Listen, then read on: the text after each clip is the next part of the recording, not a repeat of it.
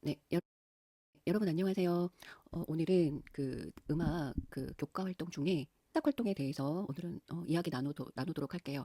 우리가 음악을 창작한다라는 거, 그리고 새롭게 만든다는 거는 초등학교 1학년, 유아교육에서는 유아 때부터 이제 시작을 하거든요. 근데 여러분이 창작하면 음악이라고 하면 작곡 이렇게 많이들 생각을 하죠. 음악에서의 창작은 가장 높은 수준이 이제 작곡이지만 유아에서 또 초등, 중등까지 이어질 때 창작으로 가기 위해서 하는 것들은 주어진 조건의 음악을 다르게 표현해 본다든지 아니면 일부분을 바꾸어 본다든지, 즉 아이들이 기존에 만들어진 음악을 먼저 접하고 우리가 느끼고 있는 감정이라든지 생각을 이렇게도 표현할 수 있구나 충분히 학습을 한 다음에 어떤 것으로 이런 소리를 낼 수 있지?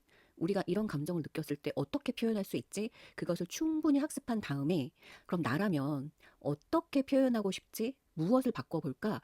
그러한 시도를 하는 게 창작이에요. 그래서 음악에서의 창작? 당연히 작곡? 아닙니다. 그 작곡이라는 단계에 가기 전에 유아, 초등, 중등은 기존에 있었던 거를 조금씩 다르게 표현하는 것이 먼저 진행된다는 거를 꼭 기억하셔야 하고, 다르게 표현하기 위해서는 기존의 곡을 잘 이해하고 또 내가 느끼고 있는 감정과 생각을 어떻게 표현할 수 있는지 다양한 탐색 활동을 통해서 조금씩 자기 나름대로의 기존의 음악을 바꿔보는 활동이 초등 수준에서 창작이에요. 그래서 여러분이 교수님이랑 수업할 때 많이 이제 들었었지만 초등학교 때 어디까지 간다고 그랬죠? 몇 마디까지? 그죠? 8마디까지 해보는 게 창작이에요. 근데 요 창작은 순수하게 만들어 볼 수도 있지만 기존의 것을 바꿔 보는 것도 창작에 속한다는 거 꼭 아셨으면 좋겠고, 음악을 만든다는 단어를 쓰거든요. 근데 이 음악을 만든다는 개념은 정말 다양한 거를 포함해요.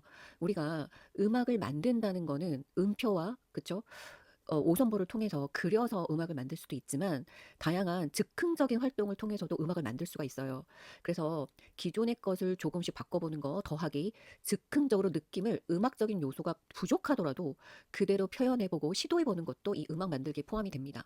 그래서 이제 강의 들으면 알겠지만 상당히 다양한 창작과 음악 만들기가 진행되고 있기 때문에 작곡? 작곡이 창작 아니야? 결국에는 창작 아니야? 작곡 아니야? 자, 그거는 우리가 최종 도달해야 될 부분이긴 맞아요. 하지만 그 과정 중에 아이들의 다양한 경험과 다양한 창의성과 다양한 표현력, 그 무엇보다 중요한 거는 자기가 다양한 표현을 하기 위해서는 기존에 있었던 거를 잘 듣고 잘 감상하고 음악 요소를 구분하고 왜 작곡가는 저러한 느낌을 이렇게 표현했을까 하는 궁금증과 그 답을 찾아가는 과정이 상당히 중요하다는 걸 꼭 기억하셨으면 좋겠어요. 그래서 실제로 여러분이 이제 수업을 듣다 보면 연주, 창작, 감상, 이 모든 세 가지는 항상 동시에 연결이 돼요. 그래서 교육과정 공부할 때도 왜 교육과정 도식이 그렇게 됐는지 계속 강조했었던 이유는 잘 들어야지 잘 연주도 할 수 있고 또 잘 들어야지 창작도 할 수 있기 때문이에요. 그러면 창작을 한다라는 건 뭐냐면 새로운 시도에 변화를 줬기 때문에 어떠한 효과가 있냐면 다른 사람의 작품을 들을 때도 혹시 이 사람이 느꼈던 거는 책에 나왔던 해설이 아니라 이런 감정이었기 때문이 아닐까? 나도 이런 감정은 이렇게 표현하고 싶을 것 같아. 또는 연주곡을 연주할 때도 만약에 빠르기의 변화라든지 뭐 샘여림의 변화가 있었어요. 그러면 교과서에 나온 거 이외에 나도 음악을 만들 때 이런 감정과 이런 느낌이 들었었는데 그러면 이 작곡가도 혹시 그런 것 때문에 이렇게 음악을 만든 게 아닐까?라는 도움이 된다라는 거죠. 결국에 창작이라는 거는 음악을 결과물로 끌어내는 데 멈추는 게 아니라 이 창작 활동을 통해서 더 많은 연주의 감성과 음악을 더 충분히 이해할 수 있는 음악의 깊이를 갖게 되는 정말 중요한 활동이라고 할 수 있어요. 그래서 그 창작 활동이 어떤 과정을 거쳐서 얼마나 폭넓은 아이들의 감성과 새로운 생각과 새로운 자극을 주냐에 따라서 창작의 과정과 결과는 다른 음악 활동에 정말 많은 영향을 미친다는 것을 꼭 기억하셨으면 좋겠어요. 자, 우리가 창작 활동을 하는 목적은 여러 가지 이제 다양하게 있을 수 있지만 일단은 아이들의 창의성과 창의력에 기반한 음악 활동입니다. 여러분이 우리가 흔히 크리에이비티, 그죠? 이 창의성이라는 거를 오해하는 학생들이 많은데 이제 지금은 여러분도 오해를 안 하는 학생들이 훨씬 많은데 무언가 새로운 것을 만들어내는 것, 무언가 새로운 아이디어를 생각하는 것. 자, 물론 새로운 시도를 하는 건 맞아요. 여기 두 번째에서도 새로운 음악적 활동을 통한 음악성 발달이라고 되어 있잖아요. 그런데 이 새롭다는 거에 대한 개념을 좀 바꾸셨으면 좋겠어요. 우리가 창작이라는 거는 우리가 보통 아이들의 그 인지 구조와 연결을 많이 시키거든요. 지금 뭐냐면 기존에 아무것도 없었는데 전혀 아무런 배경 지식이 없었는데 갑자기 음악을 만들어낸다? 갑자기 새로운 음악을 작곡한다? 그러진 않거든요.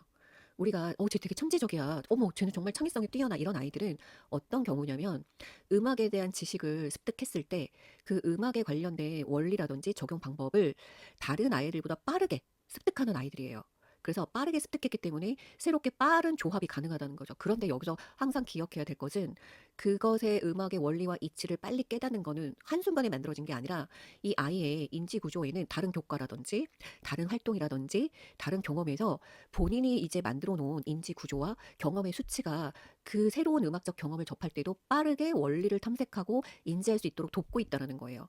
그래서 우리가 이제 다중인지 이론이 나오는 이유는 뭐냐면 그 모든 인지, 여러분이 알고 있는 수학이라든지 미술이라든지 윤리, 뭐 과학, 모든 인지가 결합되어 있다라는 거거든요. 그런데 드러나지는 않지만 다른 과목에서 수학을 열심히 풀어보고 그 안에서 원리를 발견했었던 아이는 새로운 음악적 자극이 들어갔을 때 다른 아이들보다 좀 더 빠르게 음악의 원리와 내용을 파악할 수 있다라는 거예요. 그래서 초등교육에서 한 과목만 가르치지 않고 모든 교과를 다 아이들이 학습하는 경험을 갖도록 하는 이유는 다른 과목에서 습득한 원리 탐색이라든지 적용 방법이 다른 교과에서도 적용된다는 거예요. 그래서 음악에서 뛰어난 아이들은 반드시 어디 교과에서든지 그거를 학습하고 원리를 이해해 본 아이들이 훨씬 많아요. 그렇다고 해서 음악이 아닌 그 다른 교과에서 성적은 뛰어나지 않을 수도 있어요. 하지만 원리를 파악하고 이해하는 건 연결되어 있다라는 거. 그래서 쟤는 음악만 잘해. 아니에요. 그 아이가 음악만 잘해가 아니라 이 음악만 잘하기 위해서 필요한 논리 구조라든지 표현 기법, 그리고 음악의 의도 파악은 어딘가 글을 읽는다든지 뭐 미술을 한다라든지 과학이라든지 어딘가에서 습득한 다중지능적 기능이 음악에서 더 적성에 맞기 때문에 활발하게 활성화된다고 이해하시면 돼요. 자, 그리고 중요한 거는 쌓여져 있지 않은 경험에서 새로움이 나오지 않아요. 즉 무엇인가 새로운 원리를 아무리 일찍 파악했더라도 아이들이 얼마나 그 쌓여진 경험을 통해서 새로운 시도를 하냐는 거거든요. 그래서 음악의 창의성이 새로운 시도를 하기 위해서는 다양한 과목 그리고 다양한 학습이 이루어져야 돼요. 그래서 창의성을 발휘하기 전에 다른 사람의 작품을 많이 들어보고 그다음에 연주도 해보고 그러면서 새로운 시도가 나타나거든요. 그래서 우리가 새로운 음악적 활동을 통해서 결국에 그러면 창의성을 왜 하려고 하냐? 그 아이의 음악성을 발달시키기 위해서거든요. 그럼 여러분도 하나 고민하셔야 될 게 그 음악성이란 무엇을 말하는 것인지 우리가 이제 흔히 말할 때 저의 음악성이 너무 좋은 것 같아. 저 친구 정말 음악성 대단하지 않아? 어쩔 때 음악성이라는 말을 쓰나요? 생각해 볼까? 자, 우리가 음악성이라는 거는 쉽게 말하면 음악적 능력이라고 이해하시면 되거든요. 그럼 음악성이라는 거는 음악적 능력인데 이 음악적 능력은 여러분이 1학년 때 교수님이랑 이제 음악적 구성 요소 공부했을 거예요. 어떤 거였죠? 리듬, 가락, 형식, 빠르기, 샘열림, 음색. 그런 것들을 표현하고 받아들이는 능력이 음악적 능력이고 그러한 음악적 구성 요소를 잘 활용하고 발달시킬 수 있고 다양하게 표현할 수 있는 아이들이 음악성이 뛰어난 아이들이거든요. 그래서 새로운 거를 시도할 때 자기가 알고 있는 음악적 구성 요소를 적절하게 활용하여 새로운 음악적인 결과물을 도출시키는 것이 바로 창작 활동이고 창의성이 뛰어나고 음악성이 발달한 아이들입니다. 자, 그러면 그것들을 잘 활용하고 표현한다라는 거는 먼저 그저 그 요소들이 무엇인지를 잘 알고 어떠한 특성들이 있고 어떻게 활용하는지 알아야 된다라는 거죠. 그래서 결국에 창작 활동은 이 창작을 위해서 연주와 감상 활동이 충분히 일어나지 않으면 창작 활동도 잘 이루어지기 어렵다는 게 포인트입니다. 자, 그래서 이러한 우리가 어떻게 만들었고 그 작곡가는 어떻게 표현했지? 즉 뭐냐면 음악이 만들어지는 과정과 결과를 잘 알아야 된다는 거예요. 그래서 결국에는 창의성이란 음악에서의 창의성이란 결국에 음악적인 창의적인 새로운 시도를 하는 아이들이고 그 시도가 결과물로 나오는 거를 창의성이라고 해요. 하지만 이러한 창의성과 창작 능력이 발휘되기 위해서는 연주와 감상 활동이 같이 이루어져야 된다는 거를 꼭 기억하셨으면 좋겠습니다. 자, 에서 다루어지는 창작 활동에 대해서 얘기할게요. 창작 활동은 이미 학습한 기본 능력을 가지고 그것을 조금 더 새롭게 시도해 보거나 약간의 다른 형태로 해보는 거예요. 근데 초등학교에서 나오는 이 창작 활동은 어떤 것들과 연결이 많이 되어 있냐면 국어 능력. 국어 능력이면 가사 바꾸기, 그리고 신체 활동, 체육에서의 뭐 무용이라든지 움직임과 연결이 많이 되어 있고요. 자기가 들은 음악을 뭐 그림으로 나타내 본다든지 뭔가 새롭게 시도해 보는 미술도 연결이 되어 있고요. 그래서 다른 교과랑도 상당히 연결이 많이 되어 있다는 것을 기억하시고, 자, 우리가 교수님이랑 교육과정 공부할 때 소리로서 표현하는 문화예술, 우리가 만든 공동체의 문화는 크게 두 가지가 있다고 했었어요. 그렇죠? 하나는 언어고 하나는 음악이에요. 그중에 아이들이 더 쉽게 평상시에 자주 항상 쓰는 건 언어기 때문에 음악을 이해하는데도 언어를 많이 활용한다. 그 이야기를 했었거든요. 보시면 모방 표현을 하는 데 있어서 선생님이 소리를 잘 듣고 소리로서 표현하는 거. 자, 창작인데 모방이 왜 들어가요? 자, 여러분 뭐냐면 창작이라는 건 아까 이야기한 것처럼 음악이 표현되는 과정과 음악이 어떻게 활용되는지를 잘 알아야 되거든요. 그러면 어떻게 표현될 수 있고 어떻게 활용되는지를 알려면 음악을 먼저 받아들여야 돼요. 음악을 먼저 받아들이기 위해서 초등학교 특히 저학년 아이들, 중학년까지는 모방 표현을 상당히 많이 합니다. 이 모방도 창작 활동의 시작이에요. 그래서 선생님이 한마디 노래를 불러주면 듣고 따라 부르기. 선생님의 몸동작을 거울놀이처럼 이렇게 바라보면서 그대로 따라하기. 그쵸? 그 다음에 소리의 형태가 올라가는지, 소리의 형태가 내려가는지 잘 듣고 선생님과 똑같이 소리를 내보기. 그리고 소리를 듣고 이 소리는 어떤 특징이 있니? 소리가 뚝뚝 끊겨요. 소리가 부드럽게 연결이 돼요. 이런 모방 표현하는 모든 것들이 결국에는 창작 활동의 기본이라는 거예요. 그래서 선생님을 그대로 따라하거나 친구를 그대로 따라하거나 모두 마이의 그 돌아가면서 하는 활동을 그대로 따라하는 것도 다 모방 표현 중에 속합니다. 자, 이제 모방 표현이 하나 있었고요. 자, 그다음에 즉흥 활동인데 즉흥 문답이라는 거는 이제 뒤에 가서 설명을 하겠지만 이런 거예요. 선생님이 만약에 나는 임은정 뭐 김민수를 좋아해 이렇게 얘기를 했어요. 그러면 그 옆에 있는 친구가 나는 김민수, 김은지를 좋아해 이런 식으로. 근데 이런 즉흥 문답은요, 아이들이 순간순간 기억력 향상이라든지 그다음에 누구를 표현해야 되는지 즉흥적으로 선택하게끔 되어 있거든요. 그래서 즉흥 표현을 잘하려면 즉흥적으로 무엇을 선택해야 되고 즉흥적으로 어떠한 연주라든지 소리를 낼 수 있는지 계속 경험해 보는 게 상당히 중요해요. 그래서 여러분 게임 많이 하시죠? 이렇게 뭐 369라든지 여러 가지 여러분이 요즘에 많이 하는 뭐 스파이 게임이라든지 교수님이 많이 알지는 못하지만 그런 거 활동도 아이들 즉흥력 향상에 진짜 좋습니다. 그래서 우리나라 사람들이 그래서 IQ가 높은가 봐요. 그래서 그러한 그 함께하는 게임은 정말 아이들 순발력이라든지 즉흥 능력이라든지 기억력 향상에 아주 좋습니다. 그래서 여러분끼리도 그런 게임 많이 하시면 좋아요. 우리도 즉흥 능력이 필요하잖아요. 그죠? 그다음에 즉흥적으로 리듬을 친다라든지 선율을 한다라든지 신체 움직임 또는 지휘를 한다라는 거. 그래서 이제 곡이 4분의 3박자로 연주되다가 갑자기 4분의 4박자로 바뀌면 그거에 맞게 바로 지휘를 바꿔서 연주해 보는 활동도 아주 좋은 활동입니다. 여러분 이런 활동이 교과서에 다 들어가 있어요. 자, 그리고 이제 바꾸기는 아까 얘기했었지만 리듬을 바꾼다든지 가사를 일부분을 바꾼다든지 이건 뒷부분에서 이제 악보로 보여줄 거예요. 선율을 바꾼다든지 화음, 뭐 악기를 바꾸어 연주해 본다든지 화성의 반주를 바꾼다든지 조성을 바꾸기도 하죠. 그다음에 윗성부와 아랫성부를 서로 바꿔서 연주해 본다라든지 이런 모든 사소한 바꾸기 활동은 모두 다 창작에 들어갑니다. 자, 그다음에 신체도 일부분만 신체 표현을 바꿀 수도 있어요. 그래서 특히 이제 다문화 아프리카 이제 음악이 들어올 경우에는 그 음악에 맞는 신체 활동을 만들어 봅시다. 또는 이 부분을 바꾸어 신체 활동을 해봅시다. 그런 것들. 그다음에 연주에서는 뭐 리코더로 연주하다가 멜로디언으로 해보기도 하고 그리고 리듬막대로 하다가 또는 탬버린으로 해보기도 하고 또 성부를 윗성부를 불렀던 학생이 아랫성부를 불러보기도 한다라든지 주법도 쿵짝짝 쿵짝짝 했었던 거 쿵짜자작 쿵짜자작 또는 주법도 다양하게 해보는 게 되게 중요한데 하나 소개시켜주고 싶은 건 뭐냐면 여러분 리코더라든지 우리가 단소 기하기 있잖아요. 그거에 대한 주법을 아이들 스스로 찾는 것도 되게 중요해요. 노래 부르기도 마찬가지고 어떠한 주법을 했을 때 가장 편안하고 잘 연주할 수 있는지를 스스로 찾아본다라든지 아니면 처음 접해보는 악기를 아이들한테 주고 어떤 주법이 가장 적절할까 찾아보는 활동도 창작 활동이 아주 좋은 활동이라고 할 수 있습니다. 자, 그 다음에 이 창작활동 유형 두 번째는 조금 더 높은 단계입니다. 아까 창작활동 유형 1은 초등학교 1학년, 초등학교 3, 4학년, 때때로는 초등학교 5학년에서도 많이 적용이 되는데요. 이런 것들이 점점 고학년으로 갈수록 창작활동 유형 2가 나타납니다. 지금 교수님이 얘기해 주는 거는요. 다 교과서에 이미 다 들어가 있어요. 그래서 여러분이 볼 때, 이거 창작활동이네? 단순한 연주나 단순한 감상활동이 아니라 창작활동인 경우가 훨씬 많아요. 또는 창작과 연주, 창작과 감상이 결합된 활동도 상당히 많습니다. 수준이 높은 이제 활동에서는 어떤 게 나오냐면 작사라든지 작곡 활동이 나오는데 이게 초등학교 아이들한테 작사랑 작곡 활동 전체가 나오기는 어렵잖아요. 그래서 간단한 가사 만들기, 간단한 리듬 만들기, 간단한 작곡 만들기 이런 활동이 이제 조금씩 들어가거든요.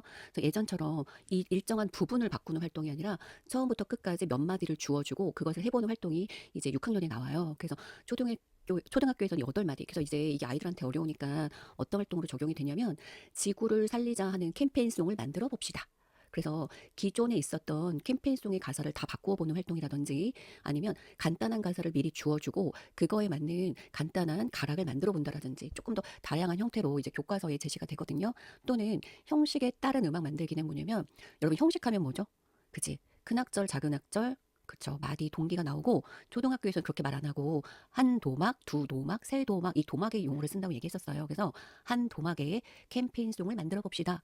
이런 거라든지 또는 2부의 가사를 만들어 봅시다. 이제 우리가 2부 합창이라든지 또는 연주라든지 합주라든지 이런 거는 음악의 형태이기 때문에 형식에 다 들어가거든요.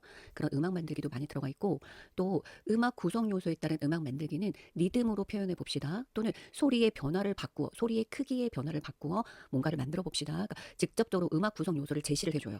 저학년에서는 그렇게까지 제시는 안 하는데 이제 초등학교 고학년이 되면 뭐 빠르기를 바꾸어 샘여림을 다르게 하여 이런 식으로 구체적인 이제 용어가 들어간다라는 거죠. 자, 변주곡을 만들기는 이제 대표적으로는 작은 별 있죠. 그 작은 별 변주곡을 활용해서 나만의 변주곡을 만들어 봅시다 해서 자기 스스로 리듬이라든지 뭐 여러 가지를 바꿔보는 것들이 이제 변주곡 만들기에 들어가요. 그래서 요것들은 이제 다른 케이스로 보여줄 거고요. 자, 그리고 이제 여러분이 이야기 음악 만들기 또는 음악 이야기 만들기 요거는 교과서마다 용어를 조금씩 다르게 쓰기는 해요. 근데 요 이야기를 음악으로 만드는 거예요. 여러분 이건 흔히 생각하면 우리가 만화 영화를 보면 만화의 효과음 들어가죠. 그쵸? 그래서 예를 들어서 톰과 제리를 이제 만화 영화로 보시면 톰과 제리가 움직이는 모습이라든지 뭔가 도망가는 소리라든지 그런 것들이 바로 이 음악 만들기거든요. 그래서 쉽게 말하면 음악에서 효과음이라고 생각하셔도 되고 그러한 그 효과음이라는 것들이 결국에는 소리가 없었던 만화 영화에 새로운 생기를 불어 넣어주고 이야기를 더 잘 이해할 수 있도록 도와주잖아요. 그런 것들이 요 음악 이야기 만들기입니다. 또는 악보 만들기 있는데 요거는 좀 난이도가 높아서 초등학교 6학년에 살짝 나왔다가 이제 중학교 때 많이 나옵니다. 그래서 새로운 자기만의 이제 그림 악보라든지 어떤 색깔 악보라든지 이제 가락선인데 새로운 가락선을 만든다든지 선의 모양을 바꾼다든지 이러한 시도들이 많이 이루어지고 있거든요. 그래서 자, 기억하셔야 될 건 뭐냐면 창작은 모든 다른 활동과 연계성을 갖고 있다. 그리고 이 창작 활동은 쉬운 단계에서부터 어려운 단계까지 모두 초등학교에 적용할 수 있다. 그리고 창작 활동은 누군가를 따라하는 것부터 내가 스스로 만들어내는 거 또는 친구들과 함께 한다든지 합동 협력을 해서 다른 움직임과 결합해서 또는 다른 표현법과 결합해서 새로운 요소들을 어떻게든 할 수 있는 게 창작 활동이다. 그리고 창작 활동이 이제 초등학교에서 아이들이 적용할 수 있는 요즘 인공지능을 활용한 창작 활동도 상당히 많이 이루어지고 있거든요. 그래서 가사를 만들 때도 제미나이의 도움을 받을 수 있고 근데 아직까지 인공지능을 적용할 때 조심하셔야 될 거는 아이들이 노출의 범위가 상당히 좀 위험할 수도 있기 때문에 선생님과 같이 제미나이라든지 뭐 GPT라든지 같이 띄워놓고 같이 가사를 만들어 보는 것을 추천합니다. 네, 오늘은 여기까지 수업을 마치겠습니다. 수고하셨습니다.